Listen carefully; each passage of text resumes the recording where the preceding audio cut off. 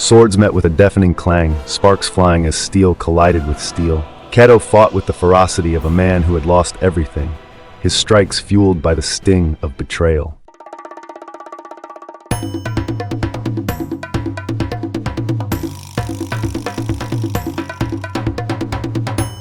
It's been over 300 days since the invasion of the Portuguese, and despite Kato and Zara's efforts in launching small coordinated attacks on the Portuguese soldiers, they have barely made a dent in their army. Their information continues to get leaked in advance, leading to the deaths of hundreds of rebels. This has left Zara struck by both the burden of these deaths and the guilt of not telling Kato the truth about who she is, despite all of his sacrifices to keep her and the other rebels alive. As Zara stood at a cliff's edge staring into the beautiful landscape of Somalia, once a rich, prosperous, and peaceful kingdom, now covered with blood and pain at every reach, Kato walked up to her. "Are you worried, Zara?" he asked. "No, I'm not," she said. "But you do look like you are," Kato responded. "If this is about the spy among us, you shouldn't worry. We will get him soon," he said. Zara paused, her heart pounding as she turned to Kato, looking at him with eyes so captivating that Kato felt she could see his soul. He felt stunned but drew closer to her. With worry heavy in his voice, "You have to tell me what's wrong, Zara," he said. Zara, perplexed and with a low voice, said, "Kato, With hesitation hanging in the air, heavy with the weight of the secrets she had kept for too long, Zara knew the time had come to reveal her true identity. But the fear of losing Kato's trust gripped her heart. Taking a deep breath, her voice trembling, "I'm not who you think I am." Kato, stunned by this statement, took a step back. "What do you mean by that?" he said. "Please hear me out."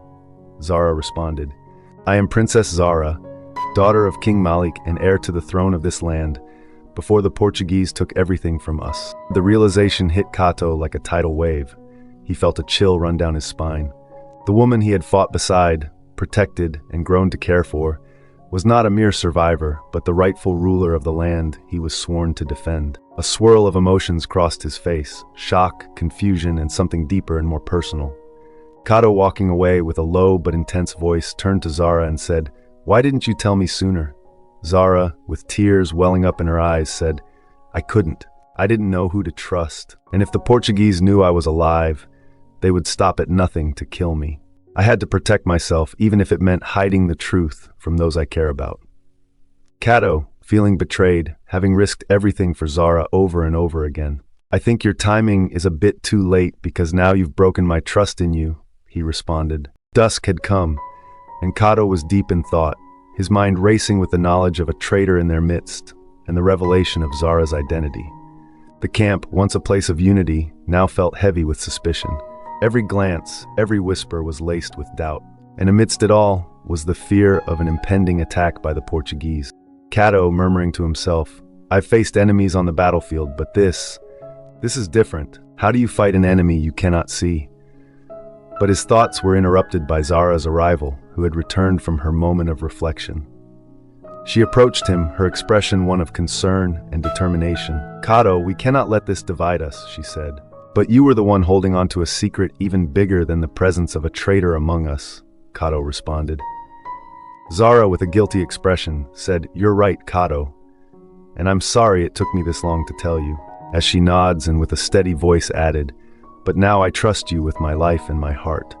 At that moment, Kato's heart softened.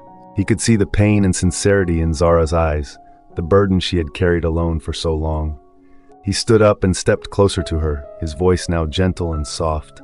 He hugged Zara, holding her tightly. "You don't have to carry this burden alone anymore, Zara," he said. "I made an oath to protect the weak, to fight for what's right, and now I fight for you. We will reclaim your kingdom together," he promised. In that moment, a bond was forged, one of loyalty, respect, and something deeper. They knew the path ahead would be fraught with danger, but together they were unstoppable. As night fell, Kato and Zara returned to the safety of their camp, calling together all the warriors present, voices hushed as they planned their next move. "We'll need to gather more warriors, those loyal to the crown," Kato said. "The Portuguese have strongholds across the land, but their numbers are thinning. We can strike where they're weakest," he added. Zara, nodding deep in thought, she said, "Chief Omar's tribe is still loyal. If we can reach them, they will join us. And there are others, small villages that have resisted the occupation in their own way.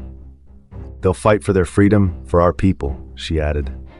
Kato, with a voice of determination, responded, "Then that's our mission," he said. "We rally the tribes, we build an army, and we take back what's ours." "Yeah!" the warriors cheered. But Kato and Zara had other plans. While everyone else was focused on increasing the number of rebels, they planned to carefully find and assassinate the spy among their ranks. "We need to find the traitor, but we must do so carefully. If we let suspicion tear us apart, the Portuguese will have already won," Zara said. Kato, nodding gently, responded, "You're right, but we must act quickly. We can't afford to lose any more lives." As the day wore on, Kato and Zara began their quiet investigation, speaking with the rebels, listening to their concerns, and searching for any sign of betrayal. But the deeper they dug, the more they realized that the traitor was not merely someone who had lost their way, but someone with deep roots in their cause. Someone who knew their every move. Farouk, a close comrade of Kato, speaking nervously. "I saw someone sneaking around the supplies last night," he said, "but I couldn't see who it was. They moved like a shadow," he added. "Did you recognize anything about them?" Kato asked. "Anything at all, no," Farouk responded. "It was too dark, but there was something familiar about the way they moved." "We'll find them," Zara responded. "Keep your eyes open and report anything suspicious." The search continued, but the answers remained elusive. The traitor had covered their tracks well, leaving behind only a sense of unease and distrust. But as the sun began to set, a new lead emerged, one that would take Kato and Zara deeper into the forest, to a place where the past and present would collide. Guided by the whispers of a fearful rebel, Kato and Zara ventured into the forest as the sun dipped below the horizon. The air grew thick with tension as they neared an ancient ruin, a place once sacred, now forgotten by time. But here, amidst the crumbling stones and overgrown vines, Kato's past caught up with him. Kato, stopping suddenly, said, "This place, I know it." Zara, looking at him, confused, said, "What do you mean?" Kato, with his voice trembling and heavy with memory, said, "This was once the home of a great warrior tribe, long before the Portuguese came.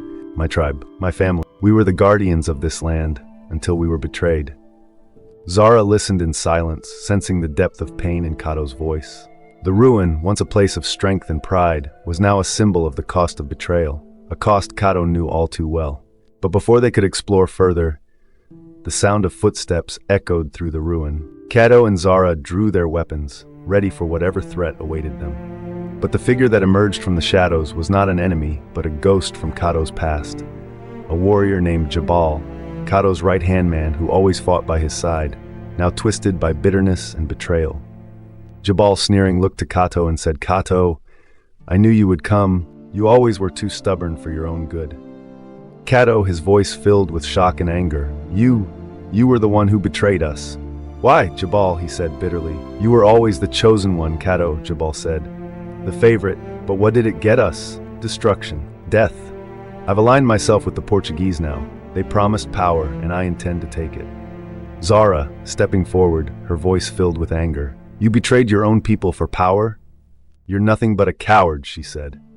The confrontation, filled with the weight of the past and the uncertainty of the future, quickly escalated into a deadly duel. Kato and the warrior clashed, their swords ringing out in the silence of the forest. Zara, caught in the middle of a battle between past and present, fought to protect Kato, even as she struggled to understand the depths of his pain. Kato's eyes, once filled with trust, now blazed with anger. His muscles tensed as he gripped his sword, the steel reflecting the last rays of daylight. Jabal, his former comrade, stood across from him, the same man who had fought beside him through countless battles, now his enemy. Jabal's face was a mask of cold resolve, his betrayal etched into every line and shadow. "You were like a brother to me." Kato's voice echoed through the silence, his heart heavy with the weight of Jabal's treachery. Jabal's eyes flickered with something unreadable before hardening. "There's no room for sentiment on the path to power, Kato. You should have known that." Without another word, they clashed. Swords met with a deafening clang, sparks flying as steel collided with steel. Kato fought with the ferocity of a man who had lost everything, his strikes fueled by the sting of betrayal. Jabal, though skilled, was on the defensive, the guilt of his actions slowing his movements ever so slightly. The battle raged on, each clash of their swords a testament to the bond they once shared. now shattered beyond repair. Sweat dripped from Kato's brow, his breath coming in ragged gasps, but he pressed on, driven by a fire that would not be quenched. Jabal's strength waned, his defenses faltering under Kato's relentless assault. In a final, desperate move, Kato knocked Jabal's sword from his hand, sending it skittering across the ground. Jabal fell to his knees, the weight of his betrayal crashing down on him like a tidal wave. Kato stood over him, chest heaving, his sword poised for the final strike. "Finish it!" Jabal rasped, his voice hoarse, filled with a mix of defiance and resignation. Kato's hand trembled as he raised his sword, memories of their camaraderie flooding his mind. But there was no room for mercy in the heart of a man betrayed. With a swift, decisive motion, Kato brought the blade down, ending Jabal's life. The traitorous warrior lay defeated, but the victory was hollow. Kato had lost a piece of himself in the process, a piece that could never be reclaimed. Zara, seeing the pain in his eyes, knew that the battle ahead would not just be against the Portuguese, but against the demons that haunted Kato's soul. As they returned to the camp, the shadows of the past still lingered, casting a long and dark shadow over their future. But one thing was certain: Kato and Zara would face whatever came next together, bound by a bond that had been forged in fire and tempered by the pain of betrayal.